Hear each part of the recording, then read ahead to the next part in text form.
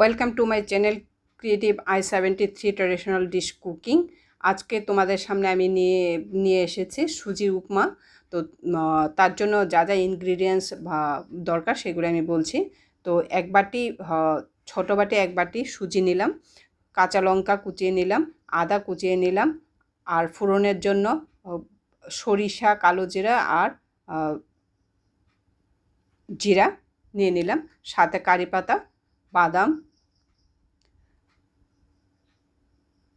আর আর এই সাথে নিয়েছিলাম অল্প পরিমাণ আলু আর গাজর কুচিয়ে নিলাম। প্রথমে তেল আর ঘি একসাথে দিয়ে গরম করে নিয়ে যে ফোড়নে শুকনো লঙ্কা, জিরা, কালো জিরা, সরিষা দিয়ে ভালো করে ভেজে নিলাম। তারপর আদা আর কাঁচা লঙ্কা দিয়ে আবার একটু ভেজে নিলাম। আদা কাঁচা লঙ্কা একটু হালকা ভাজা হয়ে যাওয়ার পর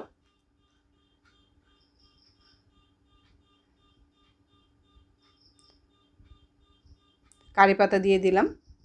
কারি পাতাটি একটু হালকা ভেজে নেড়ে চেড়ে গাজর আর আলু কুচিয়ে রাখা, গাজর আর আলু আমি গ্রেটার দিয়ে কুচিয়ে রেখেছিলাম যাতে খুব তাড়াতাড়ি হয়, সেটা দিয়ে ভালো করে একটু নাড়িয়ে চাড়িয়ে একটু ভাজা ভাজা হয়ে আসার পর দিয়ে দিলাম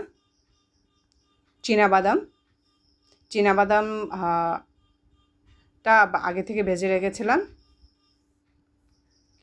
তো চীনাবাদামটা দিয়ে তারপর একটু ভালোভাবে নাড়িয়ে চাড়িয়ে, আর যখন আলু আর গাজর দিয়েছিলাম তার সাথে আমি পরিমাণ মতো লবণ আর হলুদ দিয়েছিলাম, আর সাথে অল্প পরিমাণ হিং।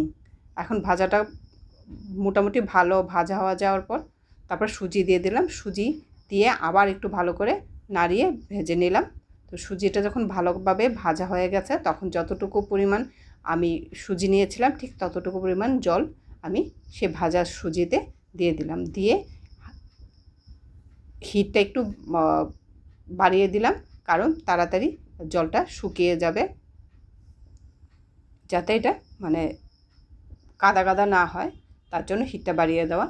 তো ভালো করে ভাজা হয়ে যাওয়ার পর আমি নামিয়ে নিলাম, আর সুজিটার উপরে আমি রেড চিলি সস ছড়িয়ে দিলাম। তোমাদের কেমন লাগলো কমেন্ট করে জানাবে। হিং দেওয়াতে যেহেতু এটা নিরামিষ উপমা, তো খুব দারুণ টেস্ট হয়েছে। তোমরা এরকমভাবে নিরামিষ করে খেয়ে দেখবে, আর আমার চ্যানেলটাকে সাবস্ক্রাইব করবে আর বেল আইকনটাকে টাচ করে দিয়ে আমার পাশে থাকবে।